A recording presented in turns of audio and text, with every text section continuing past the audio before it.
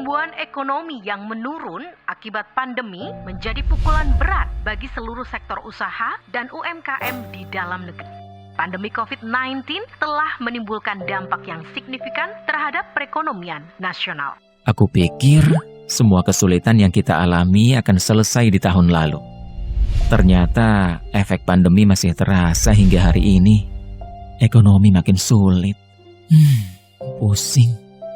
Jangan menyerah para pelaku usaha pariwisata dan ekonomi kreatif.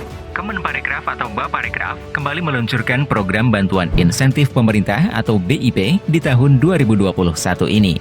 Demi mendukung dan membantu pelaku usaha pariwisata dan ekonomi kreatif melalui bantuan modal kerja atau aktiva tetap untuk pengembangan maupun kelangsungan usaha. Bagaimana cara memperoleh bantuan BIP? Pertama, kunjungi website BIP di alamat bip.kemenparekraf.go.id. Lalu unduh petunjuk teknis BIP di website. Petunjuk teknis memuat semua hal dan informasi mengenai program BIP, serta sebagai dokumen acuan tentang program BIP. Jadi, harap untuk membaca dan mempelajari setiap poinnya dengan baik ya. Kemudian, pilih kategori program BIP yang akan diikuti. Terdapat dua kategori bantuan yang ditawarkan, yaitu BIP reguler dan BIP jaring pengaman usaha atau BIP JPU. Pelajari perbedaan antara kedua kategori tersebut dalam petunjuk teknis, lalu pilihlah kategori yang sesuai dengan usaha Anda. Ingat, setiap pendaftar hanya dapat mendaftar pada salah satu jenis kategori. BIP reguler diperuntukkan bagi badan usaha berbadan hukum seperti perseroan terbatas atau PT, yayasan, koperasi, maupun badan usaha tidak berbadan hukum dalam bentuk CV. Sedangkan kategori JPU bisa diikuti semua jenis badan usaha. Namun badan usaha yang mendaftar baik reguler maupun JPU harus memiliki nomor induk berusaha atau NIB. Nomor induk berusaha atau NIB adalah identitas pelaku usaha dalam rangka pelaksanaan kegiatan berusaha sesuai bidang usahanya. Pelaku usaha yang belum memiliki NIB dapat mengurus perizinan melalui OSS.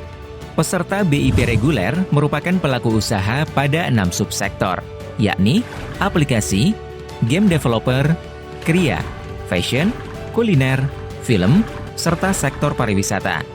Jumlah dana bantuan BIP reguler yang diterima maksimal sebesar Rp200 juta per penerima. Sementara itu, kategori BIP JPU diberikan kepada pelaku 3 subsektor usaha, yaitu kuliner, kriya, dan fashion. Besaran jumlah bantuan kategori BIP JPU adalah Rp20 juta per penerima. Selanjutnya, lakukan proses pendaftaran sesuai petunjuk atau dapat juga mengikuti video tata cara pengisian yang disediakan pada website.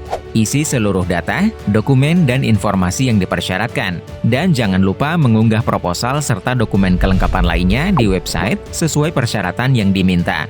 Kelengkapan dan kesesuaian dokumen akan menjadi faktor penilaian. Pastikan seluruh data dan dokumen yang diisikan adalah benar dan dapat dipertanggungjawabkan kebenarannya.